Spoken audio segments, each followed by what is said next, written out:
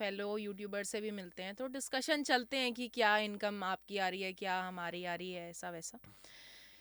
मतलब मैं नाम नहीं लूंगी जिनसे मैंने हम्म। बात की थी, शायद अगर वो ये वीडियो देखेंगे तो समझ आ जाएगा उनको।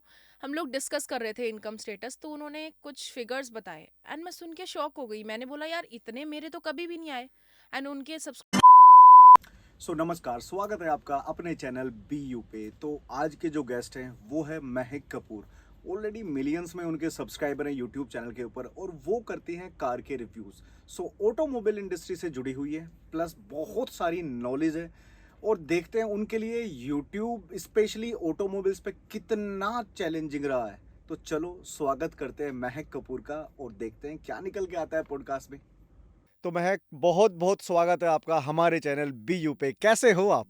थैंक यू सो मच मुझे यहाँ बुलाने के लिए। मैं बहुत अच्छी हूँ, आप सब, और आप कैसे हो? बस एकदम, बस हम आप ही का वेट कर रहे थे। हम सारे बहुत अच्छे हैं, ठीक है। तो हमने सोचा कि एक ऐसी लड़की जो यूट्यूब पे मिलियन सब्सक्राइबर कर रही है और काम ऐसा कर रही है जो मतलब लड़के को करना चाहिए था, बट वो एक काम लड़की ने शुरू किया है। तो इस पे क्या थॉट प्रोसेस है, कैसे चीजों की शुरुआत हुई, थोड़ा सा एक बार ऑडियंस को बताओ प्लीज। ओके, सो कैसे चीज़ों की शुरुआत हुई? यार देखो, पहली बात तो जो पहला मेरा बिलीफ है ना, वो ये है कि जो प्लान चीज़ें होती है ना, वो कभी वर्क उतना अच्छा नहीं करती जितना अनप्लान चीज़ें करती है।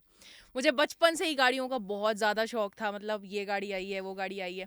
और है ना, उस टाइम पे सिडान्स का बड़ा क्रेज़ था, पर मुझे ना फिर भी ऐसे ऊंची लंबी चौड़ी गाड़ियाँ पसंद थी कि यार एसयूवी टाइप की।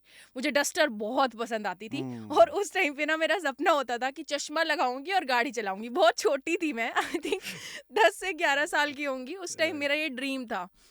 देन मैंने कभी लाइफ में नहीं सोचा था कि मैं यूट्यूब पे आऊँगी, या कोई प्लान वगैरह भी नहीं था कि यूट्यूब पे जाना है मुझे। बस ऐसे ही मुझे याद है, स्टार्टिंग जब मेरी पहली वीडियो मैंने शूट की, तब भी कुछ डिसाइडेड नहीं था। उस टाइम पे मैं नेक्सॉन की वीडियोस देख रही थी। तो यार मुझे गाड़ी बहुत अच्छी लगी। मैंने कहा यार गाड़ी बहुत अच्छी आई है। बहुत सारे लोगों की मैंने वीडियोस देखती थी मैं कंटिन्यूअसली, क्योंकि मुझे गाड़ियों में इंटरेस्ट था। तो सडनली ना मेरे दिमाग में एक वो ख्याल सा आता है कि यार देखा जाए तो मुझे कोई फीमेल नहीं दिख रही यहाँ पे। ऐसे तो देखो यार, ऑटो कार जो है बड़ा नाम है, उसमें थी फीमेल, बट इंडिविजुअल फीमेल जो चैनल रन कर रही हो एक ऑटोमोबाइल फील्ड में, वो मुझे नहीं दिखी। मैंने कहा यार क्यों ना अपने ट्राई करके देखते हैं, ऐसे ही मेरा भी शौक पूरा हो जाएगा। मुझे गाड़ियों का शौक है, मैं कुछ बोल भी लूंगी, और नहीं तो कॉन्फिडेंस ही गेन होगा कैमरा राइट। फेस करने का, मुझे तसल्ली मिल जाएगी।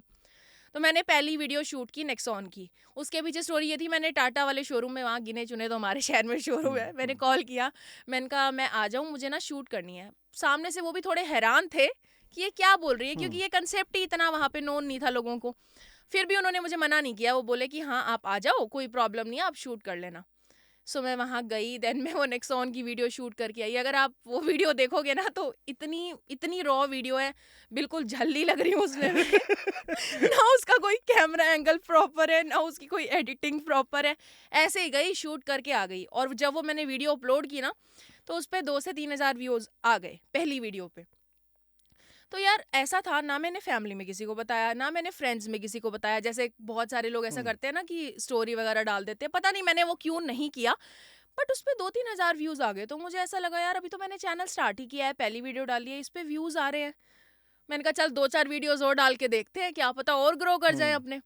उसके बाद ऐसे चल रहा था सिलसिला, 2-3-4-5 ऐसे आ जाते थे व्यूज, 1,000। उसके बाद मेरी एक एंडेवर की वीडियो थी। आज भी अगर आप वो वीडियो देखोगे, उसके कमेंट सेक्शन में बहुत सारे लोगों ने मतलब गलत भी लिखा हुआ है। क्योंकि देखो, मैं ऑटोमोबाइल बैकग्राउंड से नहीं आती थी, मुझे गाड़ियों का शौक था। टाइम के साथ मैंने सीखा है, मैंने लोगों को देखा है, मैं लोगों से बहुत इंस्पायर हुई हूँ। चाहे वो गगन चौधरी हो, आइसन स्टूडियो, विकास योगी हो, मैं मतलब बहुत बड़ी फ़ैन हूँ उनकी। ये नहीं है, तब भी देखती थी, आज भी वीडियोज़ देखती हूँ, और भी बहुत सारे लोगों की देखती हूँ। तो टाइम के साथ धीरे धीरे चीज़ें सीखी है। तो उस वीडियो की अगर आप कमेंट सेक्शन में जाके देखोगे ना, तो लोगों ने गलत भी बहुत लिख रखा है कि तेरे को आता नहीं है, तू ऐसी है, तू वैसी है। तो कोई बात नहीं यार, बंदा टाइम के साथ सीखता है, और उसके बाद ये सिलसिला चलता रहा। देन यार मेरी लाइफ में आई पंच। पंच के टाइम पे ऐसा था कि मैंने ना थोड़े लीक्स डालने स्टार्ट किए। लीक्स मैंने डालने स्टार्ट किए, उसके बाद लोग मेरे से बहुत जुड़ गए, क्योंकि उस गाड़ी को ना बहुत ज़्यादा प्यार मिला था उस टाइम पे। मैं लीक्स पे लीक्स डालती रहती थी, और लोग वेट करते हैं कि कब लीक्स डालेगी ये। तो वो गाड़ी ना मुझे अपने लिए बड़ी लकी फील हुई। मेरे पास कोई पर्सनल कार उस टाइम पे थी नहीं, जो थी मतलब उसकी एक अलग स्टोरी है, वो कभी और की कहानी है, ठीक है। बहुत लंबी कहानी हो जाएगी वो। देन वो पंच मैंने अपने लिए भी परचेज कर ली। और सबसे ज़्यादा प्यार मुझे उसी गाड़ी से मिला। मेरे लिए टचवुड बड़ी लकी गाड़ी थी वो। बहुत सारे लोग जुड़े, देन 1 लाख सब्सक्राइबर हुए, और वो जो मोमेंट था ना, जो सबसे पहला मोमेंट था वो तो था 1000 सब्सक्राइबर का। वो करने के लिए मुझे शायद 2 से 3 महीने लगे होंगे, मुझे टाइम लगा था इतना, ओके। और मोनेटाइज करने के लिए भी। वो जो खुशी होती है ना, मैं मतलब एक्सप्रेस ही नहीं कर सकती वर्ड्स में। मैं इतना नाची हूँ, इतना नाची हूँ, झूम झूम के नाची हूँ 1K सब्सक्राइबर्स के बाद। देन जब मेरे घर पे वो सिल्वर प्ले बटन आया, मतलब मैं पागल हो गई वो देख के यार। आज तक मैंने सिर्फ वीडियोस में देखा है सिल्वर प्ले बटन। एक बहुत बहुत बहुत ओह, बड़ी बात थी उस राइट, टाइम पे राइट। मेरे लिए। तो बड़ी खुशी हुई। उसके बाद बस ऐसे ही वीडियोस डलती रही।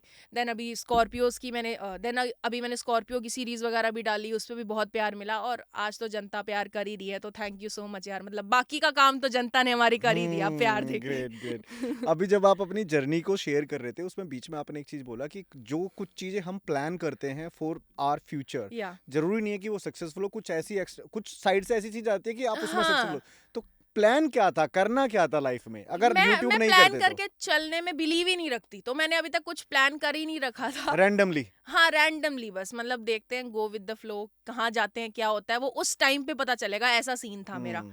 बाकी मुझे फैशन डिजाइनिंग वगैरह का बड़ा शौक था उस टाइम पे, बट वो मैंने अभी तक कंसिडर नहीं किया। अगर कभी आगे हुआ तो भाई भगवान ने चाहा तो बन जाएंगे बन वो भी। जाएँगे। हमारी दुआ है, पब आपके ऑडियंस की विशेज़ है, आप कल को ऑफ कोर्स डेफिनिटली ग्रो करो। तो जब स्टार्ट किया था तो फैमिली का तो डेफिनिटली कुछ ना कुछ रहा कि यार ये लड़की क्या करने जा रही है? हैं? ये तो हर फैमिली का हाँ। होता है। देखो, मेरे केस में ये था कि मैं एक स्मॉल सिटी से बिलोंग करती हूँ। पहली बात तो सिटी में दूर दूर तक ये यूट्यूब का कंसेप्ट ही नहीं था। हुँ। लोगों को बस ये पता है कि हाँ, यूट्यूब पे वीडियोस आती है, देखते हैं, एंजॉय करते हैं, बात खत्म। अब ये ही नहीं पता था घर पे किसी को कि यूट्यूब से अर्न भी कर सकते हैं, है ना। और देन दूसरा मेरे लिए चैलेंज ये था कि भाई एक ऐसा फील्ड आप चूज कर रहे हो जहाँ पे आपको मेल डोमिनेंस ज्यादा मिलेगी, राइट। बट ऑब्वियस है। तो मेरे पेरेंट्स ने कभी मुझे मना नहीं किया, बट यार हमेशा कंसर्न रहते थे वो कि यार तू कर क्या रही है, ये बता, ये तू इसको ऐसे फ्यूचर कैसे देख सकती है, कल को पैसे आएंगे नहीं आएंगे, तू पढ़ाई पे ध्यान दे अपनी। मतलब बच्चे के लिए हर पेरेंट्स बिल्कुल, का बिल्कुल कंसर्न कंसर्न तो होता रहता है, है, तो इस डेफिनिटली, चीज को डेफिनिटली लेके। या बट कभी मुझे स्टॉप नहीं किया, एंड मतलब थोड़ा बहुत जो प्यार वाली डांट होती थी उनकी, वो सुन लेती थी मैं, और मैं कंटिन्यू करती गई। और आज तो यार बहुत प्राउड फील करते हैं वो कि इसने जो चूज किया बहुत बड़ी बात है, क्योंकि आस आस पड़ोस के लोग भी आके बोलने लगे हैं हुँ। अभी। मैंने कभी किसी को बताया नहीं। अच्छा, एक मैं एक छोटा सा हाँ, इंसिडेंस प्लीज़। बताती हूँ हाँ। आपको। मैंने ये जैसा मैंने बताया, मैंने किसी को भी नहीं बताया था कि मैंने चैनल स्टार्ट किया है, ना मैंने फैमिली में, ना मैंने कजन्स में। तो मेरी एक रील थी, वो बहुत वायरल गई थी। ट्रक के ऊपर मैंने बनाई थी हमारी वाली गाड़ी, हुँ। हमारी वाली भी देख लो, है ना। तो बहुत अच्छे व्यूज गए उस टाइम पे। वो मेरी पहली वीडियो थी जिसपे 1 मिलियन व्यूज गए, काफी अच्छे व्यूज है आज भी, और उस पे 1.5 लाख तो रील्स बन चुकी है आज के टाइम पे। ओह, ग्रेट। सो वो एक वीडियो है जो ऑलमोस्ट हर किसी ने देखी है। तो एक दिन मैं सुबह सुबह उठी, मेरा कजन है, उसका कॉल आता है, यार एक ना रील देखी है मैंने, ये लड़की लग तो तेरे जैसी रही है, तू है क्या ये? उस टाइम पे मैंने कहा क्या बोलूं इसको, हाँ बोलूंगी तो कहेगा तूने मुझे बताया नहीं, ना बोलूंगी तो वैसे फंसी। फिर मैंने हाँ बोला, फिर वो भी ऐसा था, यार कमाल है, तूने स्टार्ट कर दिया, कुछ बताया ही नहीं। तो ऐसे ऐसे किस्से होते हैं। मेरे फ्रेंड्स भी जो बहुत पहले जानने वाले हैं वो भी आके बोलते हैं, यार ये तू ही लड़की है क्या, या हुँ। कोई और लड़की है? तो ये चीज़ भी ना बड़ी एक इंटरेस्टिंग सी लगती है। ना बताने का भी फायदा सा हो गया मुझे। फ़ायदा सा हो गया, हाँ। वो होता है, जब ऐसा होता है कि जब आपको ना आपने अपने पर्सनल में कहीं पे शेयर नहीं किया, हाँ, बट नहीं। सामने वाला, यार ये तू ही है क्या? तो वो हाँ। लगता है कि अच्छा चलो ठीक है, अंदर ही अंदर मन में बड़ी खुशी होती है, अच्छा हाँ। हम वायरल हो रहे हाँ। हैं, ठीक है। तो अभी तक की जो जर्नी ऑलमोस्ट, अब तो मिलियन सब्सक्राइबर है, और I think India's first automobile channel है which is run by a female entirely handled entirely, है एंड ना? मैनेज। तो हाँ क्या चैलेंजेस फेस किए स्टार्टिंग से लेके अभी तक की, अगर मैं बात यार करूँ तो? देखो, वैसे मैंने चैलेंजेस, टचवुड, फिंगर्स क्रॉस, बहुत ज़्यादा फेस नहीं किए, क्योंकि फर्स्टली मैंने बताया मेरी जो फैमिली थी उन्होंने मुझे कभी ऐसे नहीं किया कि नहीं तू घर से बाहर नहीं निकलेगी, हुँ, ये वाला सीन नहीं था। कंसर्न था उनके मन में, जो कि जायज़ भी है, हुँ, बिकॉज मैंने ऐसा फील्ड चूज़ हुँ। किया। बट यार मैं लकी ही रही। चाहे मैंने टाटा का शोरूम है, मैं वहाँ पे गई, मतलब आज भी इतने अच्छे रिलेशन हैं। मैंने पंच परचेज की थी वहाँ से, तो वो चली गई है, लेकिन रिलेशंस अभी तक है। उन्होंने मना नहीं किया। बहुत सारे शोरूम्स में जाती रही, महिंद्रा में जाती रही, वहाँ पे भी हर एक बंदा जानता है। मतलब उस टाइम पे भी लोग, ऐसा था कि वहाँ एम्प्लॉयज़ बोलते थे, यार हमारे तो ना जो खुद के एम्प्लॉयज़ हैं उनको इतनी नॉलेज नहीं है मैम, आप आके बैठ जाओ, आप हैंडल कर लो, हुँ। पूरा स्कॉर्पियो का हैंडल कर लो। तो वो छोटी छोटी चीज़ें बहुत अच्छी लगती है, बट मुझे यूट्यूब ही करना था उस टाइम पे, तो ये जॉब मैंने सेलेक्ट नहीं की। और चैलेंज छोटे मोटे यार आते रहते हैं। जैसे एक शोरूम में, उनका नाम नहीं लेना चाहूँगी, मैं गई थी वहाँ पे वीडियो बनाने, तो उनका कहना था हमें प्रमोशन की ज़रूरत नहीं है, हमारी गाड़ियाँ पहले ही बिना प्रमोशन के बिकती है।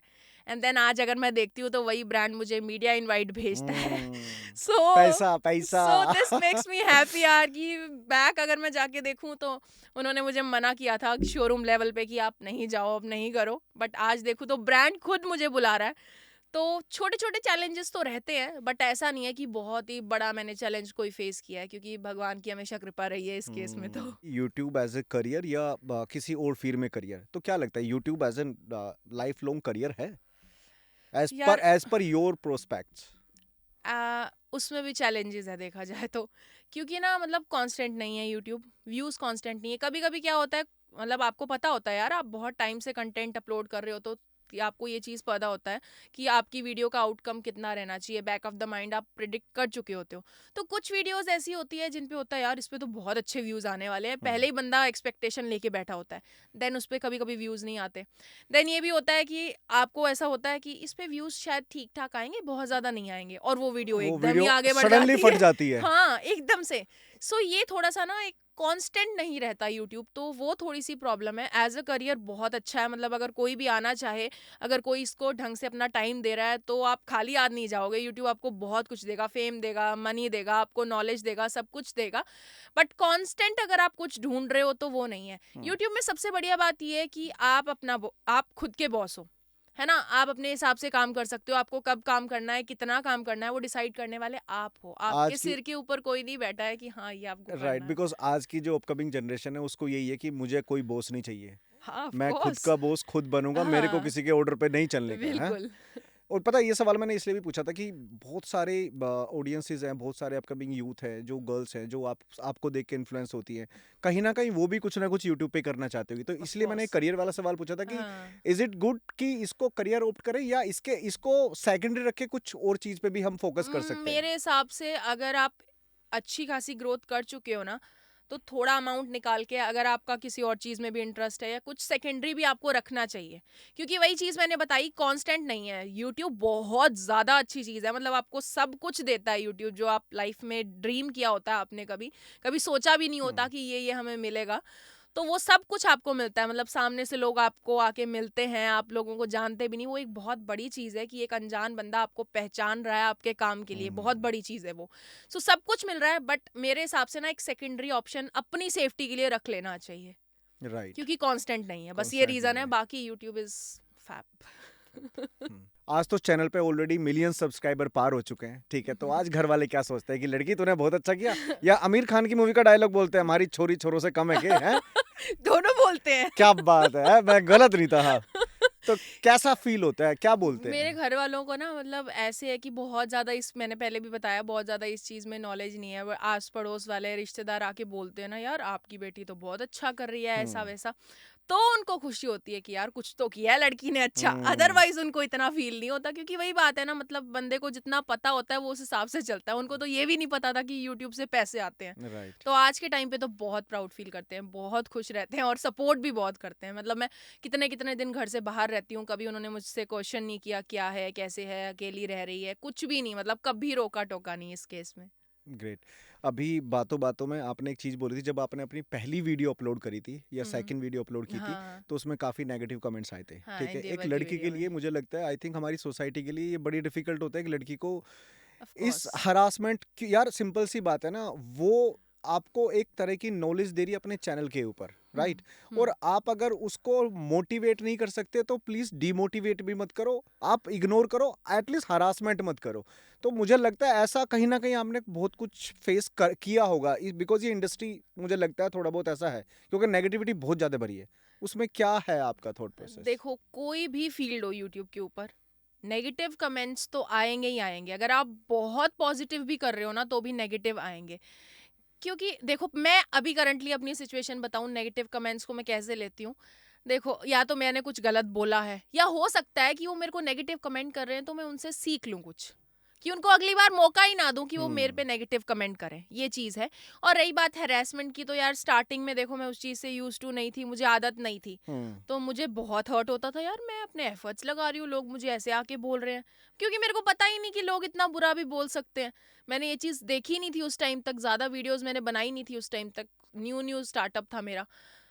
बुरा लगता था, मैं अग्री करती हूँ। और इवन 1-1.5 लाख सब्सक्राइबर्स थे मेरे, मतलब तो उस टाइम तक भी मैं कमेंट्स का रिप्लाई करती थी, तो बहुत प्यारे प्यारे कमेंट्स भी आते थे। कुछ सब्सक्राइबर्स तो इतने इतने अच्छे हैं, मतलब कब से जुड़े हुए हैं और आज तक भी जुड़े हुए हैं, तो वो मेरे लिए एक पॉजिटिव पार्ट है। वो है जो है, हम्म। मेरा मानना है कि जो मैं डिलीवर कर रही हूँ मैं उनको डिलीवर कर रही हूँ, आज जिन्होंने मुझे बनाया मैं उनको डिलीवर कर रही हूँ। जो एक आधा पर्सन अगर बहुत ज़्यादा नेगेटिव गलत बोल भी रहा है तो लेट इट बी।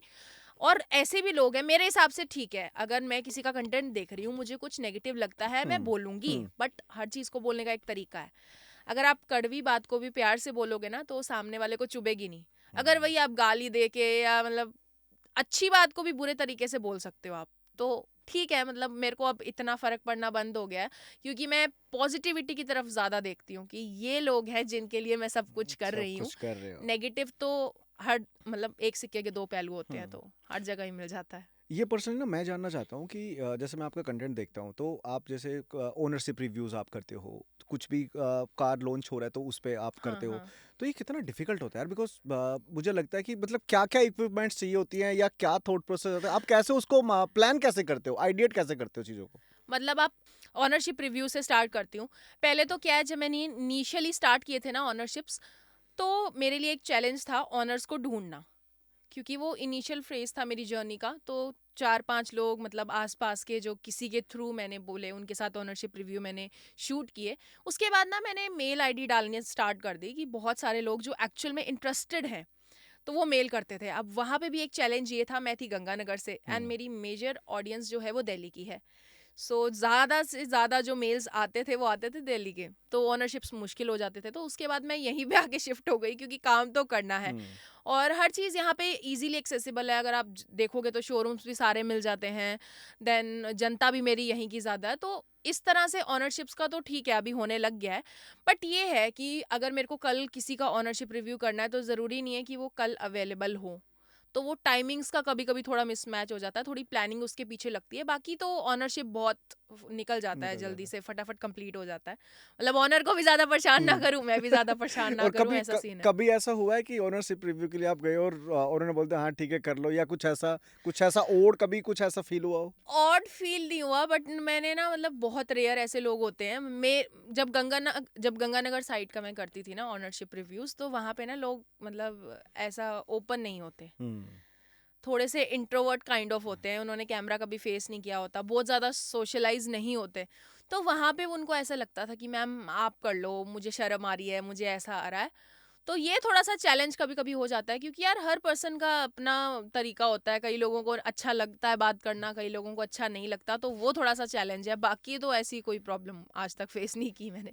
वैसे आपने ये कभी फील किया लाइक पहले क्या होता था कि कभी किसी ने सोचा भी नहीं होगा कि कार के रिव्यूज देख के बंदा कार हाँ, बाय ऑफ करेगा, है कोर्स। ना? उसमें क्या thought process, because I think world मतलब चेंज हो रहा है बहुत, और यूट्यूब ने इतना चेंज कर दिया है कि अगर आपको एक जूता भी खरीदना है ना, तो वो भी आप यूट्यूब पे जाकर देख लो, वहां पे उसके रिव्यू पड़े होंगे। तो इसमें आपका क्या, जो आपका कंटेंट है उसमें आपका क्या थॉट प्रोसेस है? आप जूता तो ज़्यादा बोल गए। अभी जैसे करंटली अपना एग्जांपल लूँ, मुझे एक सनस्क्रीन परचेज करनी थी, चेंज करनी थी हम्म। मुझे, क्योंकि धूप में शूट होता है तो टैनिंग वगैरह हो जाती है और हार्मफुल भी रहती है यूवी रेस। वो देखने के लिए भी ना यूट्यूब पे इतने रिव्यूज भरे पड़े होंगे। देख रहे हो? सो मतलब देखा जाए तो यार ऑनर्स के पर्सपेक्टिव से बहुत ही पॉजिटिव पॉइंट है। जो पहले, मतलब ऐसे ही सुजुकी के शोरूम में मान लो एग्जांपल चले गए, और जो उनको एम्प्लॉयज़ ने बताया कि ये गाड़ी अच्छी है, वो अगर उनको नॉलेज नहीं है तो वो लेके आ जाते थे। हो सकता है उनकी पर्सनालिटी के हिसाब से वो गाड़ी सूटेबल ना हो, उनकी नीड परस्यू ना करे वो गाड़ी। तो आज के टाइम पे ऐसा है भाई, गाड़ी का नाम लो, सर्च करो एंड आपके पास एन नंबर ऑफ रिव्यूज मिल जाएंगे। हम्म। आपका खुद का ओपिनियन, आपको क्या चाहिए, फीचर वाली गाड़ी चाहिए, ऑफ रोडिंग के लिए गाड़ी चाहिए, ज़्यादा भागने वाली चाहिए, कम भागने वाली चाहिए, वो आप अपने हिसाब से डिसाइड कर सकते हो। तो मतलब यूट्यूब ना एक बहुत ही फेवरेबल प्रूफ हुआ है, हम लोगों के लिए तो हुआ ही है, राइट। जो जनता है जिनको परचेज करना है, जो एंड बायर है, उनके लिए भी बहुत फेवरेबल है। आपका कंटेंट एक हो गया ओनरशिप रिव्यू, हम्म। एक हो गया कार रिव्यू, एक हो हो गया न्यू टेक्नोलॉजी जो अपग्रेड हो रही है, ऑफ कोर्स ठीक है, मॉडिफिकेशंस विच इज भी द रहती हाँ है। Which is the easy part, हाँ मॉडिफिकेशन पर भी आएंगे थोड़ी देर में। हाँ, तो ठीक विच है। इज द इजी पार्ट की हम्म, ओनरशिप रिव्यू इजी लगता है हाँ, क्योंकि मतलब सारी वीडियोस ही इजी लगती है। मतलब हार्ड कुछ भी नहीं है, बट कुछ गाड़ियां होती है जिनमें भर भर के फीचर्स होते हैं। उसको एक एक छोटी चीज को डिटेल में सामने प्रेजेंट करना ना, वो कभी कभी टाइम कंज्यूमिंग हो जाता है बंदे ऐसा के कोई लिए ना। एक्सपीरियंस है शेयर करोगे आप कि आपको लगा हो कि इस गाड़ी में मेरे को सबसे ज्यादा डिफिकल्टीज हुई थी? मतलब डिफिकल्टीज नहीं हुई थी। मैंने अभी रिसेंटली एक जी वैगन की वीडियो शूट की थी, हम्म या कोई भी यार आप लग्जरी गाड़ी ले लो, उसमें इतने फीचर होते हैं कि अंदर बैठते ही आपको लगता है बस मैं यहाँ का महाराज हूँ, ये गाड़ी मुझे मिल जाए बस किसी तरह। रिव्यू हम बाद में करेंगे, इसको लेके बस निकल लूँ यहाँ निकल से, हाँ ये वाली फीलिंग होती है। तो उनकी एक एक छोटी छोटी डिटेल, मतलब लेदर से लेकर स्टिचिंग से लेकर, मतलब पता नहीं भर भर के क्या क्या दिया होता है। तो वो करने में ना टाइम लगता है, मजा बहुत आता है, हम्म बट थोड़ा सा टाइम कंज्यूमिंग ज्यादा होता है नॉर्मल गाड़ी के कंपैरिजन में। क्योंकि नॉर्मल गाड़ी कोई भी आप लोगे जो लोअर रेंजेस में आती है, मतलब 10 लाख से नीचे की है या 6-7 लाख रुपए की गाड़ी, उसमें इतने फीचर्स नहीं आते जितनी लग्जरी गाड़ियों में आते हैं। तो चैलेंज मैं नहीं कहूंगी, हम्म मजा आता है मुझे करने में, बट टाइम कंज्यूमिंग हो जाता टाइम है। कंज्यूम। अभी आने वाला टाइम क्या है, बिकॉज जैसे अभी लाइक डीजल को लेके ये मैं इसलिए पूछ रहा हूँ बिकॉज आपका फील्ड है ये, हाँ राइट? हाँ, of course of so course. अभी इलेक्ट्रिक व्हीकल्स भी प्रमोट कर रही हैं गवर्नमेंट्स, हाँ ठीक है, पेट्रोल को भी प्रमोट कर रहे हैं। हाँ। पेट्रोल को प्रमोट क्यों कर रहे हैं? पेट्रोल व्हीकल्स आओ, बेसिकली हाँ, क्योंकि ज्यादा आ रहे 15 हैं। इयर्स का भी टाइम हो जाता है। डीजल का भी थोड़ा सा कट डाउन कर रहे हैं, तो हाँ, क्या क्या है इसमें आपकी राय? देखो यार, ईवी इज द फ्यूचर, ये तो ट्रुथ है ही। आज से 10 साल 15 साल बाद लोगे ना, तो ईवी ही सब लोग कंसिडर करने लग जाएंगे। मुझे पर्सनली ना ईवी का बड़ा क्रेज रहता है। उसका हम्म रीजन ये है कि बचपन में हम लोग जैसे टॉय कार्स चलाते थे, तो उसमें बैटरी इंसर्ट ऐसे करके कुछ टॉयज पीछे करो यूं भागे। कुछ टॉयज होते थे, उनको चार्ज करके चलाते थे। तो मेरे लिए ना, मुझे ये चीज बड़ी एक्साइट करती है कि गाड़ी है यार, चार्ज करके चलेगी। हम्म बहुत मुझे इंटरेस्टिंग सी फील होती है ये चीज। तो यार अच्छा भी है, मतलब बहुत अफोर्डेबल ऑप्शन भी है। वो अलग बात है कि जब आप एक ईवी कार डेवलप करते हो तो पीछे उतना ही पॉल्यूशन हो जाता है, मतलब बाद में पॉल्यूशन नहीं करती, अफोर्डेबल भी रहती है, बहुत सस्ती भी पड़ती है। तो मेरे हिसाब से फ्यूचर ईवी ही रहेगा।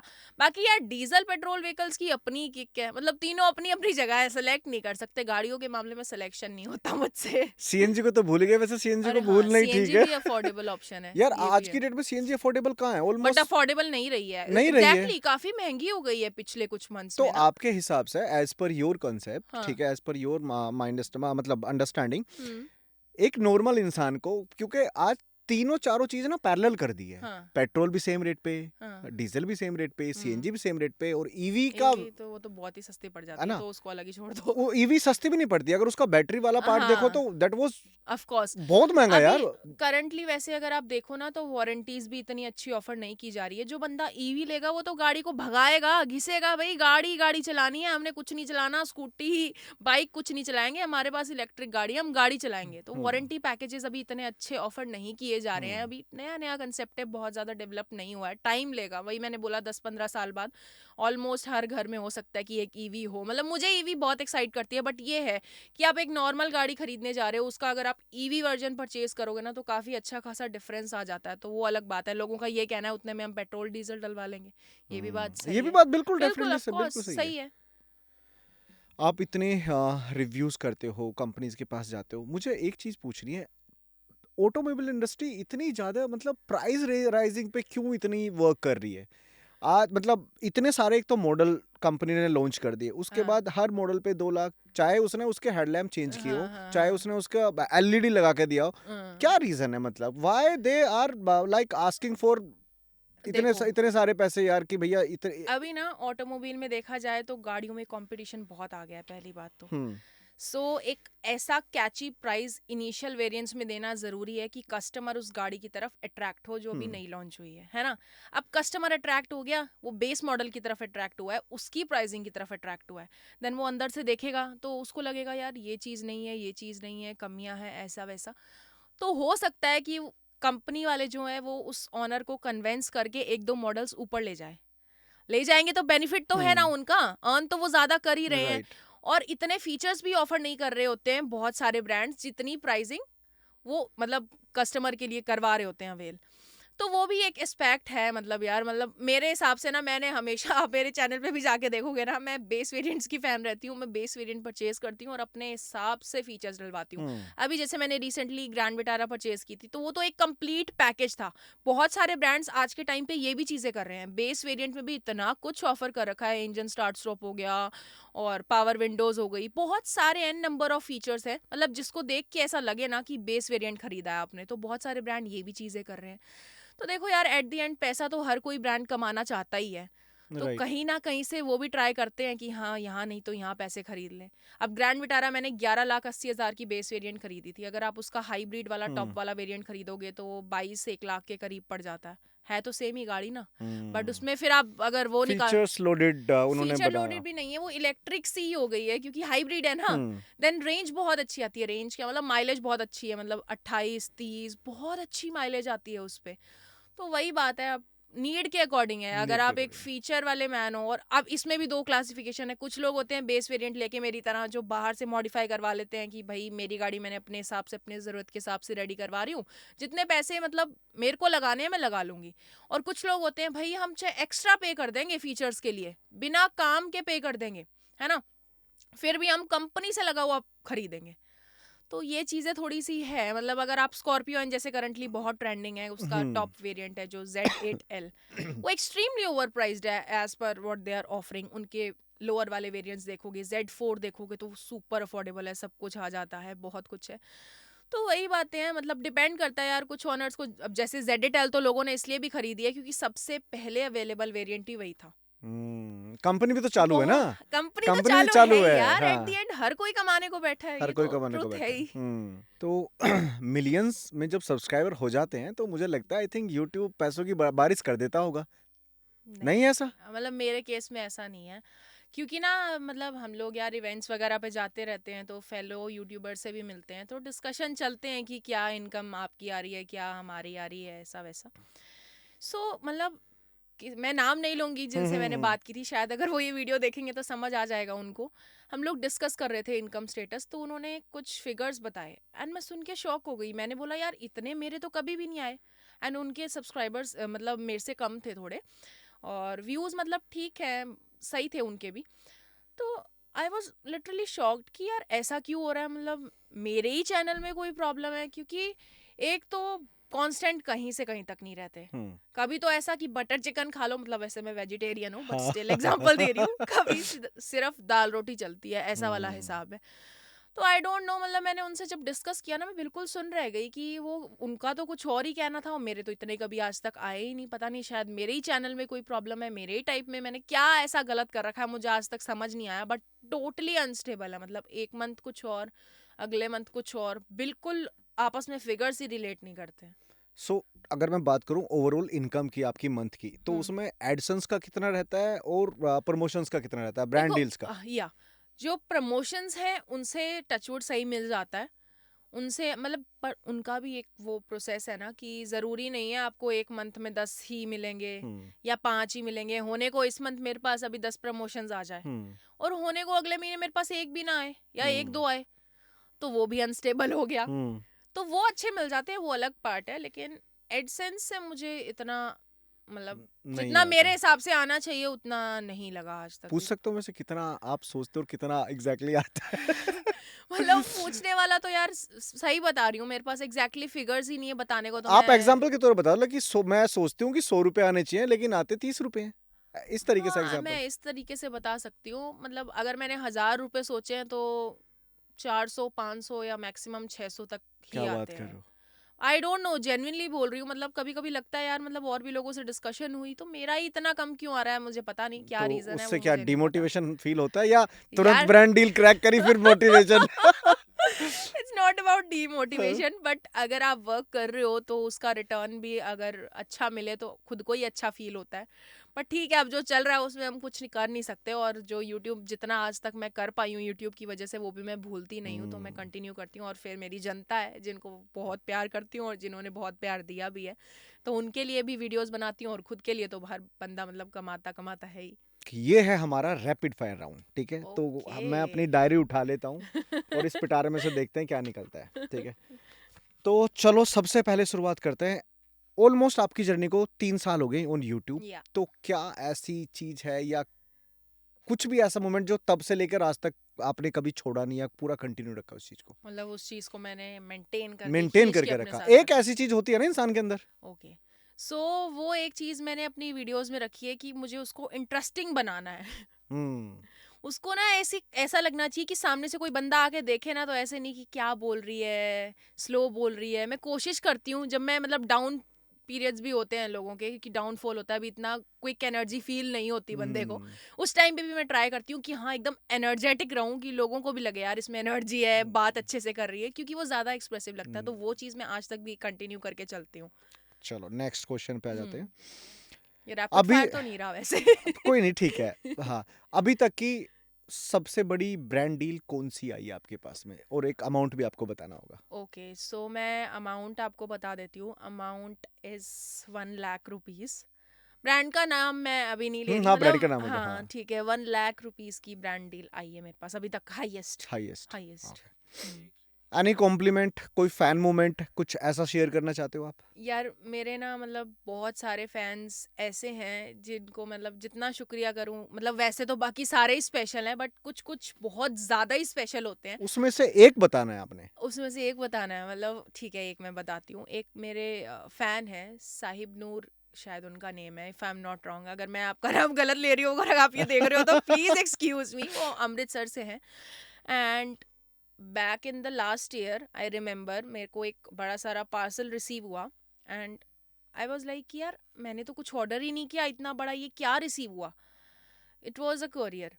तो मैंने साइन किया, मैंने करियर लिया, एंड मैंने ओपन किया तो उसमें मेरी हैंडमेड पिक्चर थी, ओह जो ग्रेट। उन्होंने मेरी पिक्चर खुद ड्रॉ करके मुझे भेजी थी ना। मुझे अब मैं बिल्कुल शॉक में यार, मतलब मुझे ये समझ नहीं आ रहा, पहली बात तो मेरा घर कैसे पता चला, देन एड्रेस कैसे पता चला, किसने भेजा है, कहाँ से भेजा है, कोई मेल नहीं आया। मैं बिल्कुल कंफ्यूज हो गई। खुश तो थी कि यार मतलब बहुत बड़ी चीज़ है, कोई आपके लिए अपने हाथ से पिक्चर ड्रॉ करके भेज रहा है, बट मेरे को समझ नहीं आया हुआ क्या। देन मैंने अपने मेल्स चेक किए कि भाई पता तो चले कौन महाशय है जिसने ये इतना अच्छा काम किया है मेरे लिए।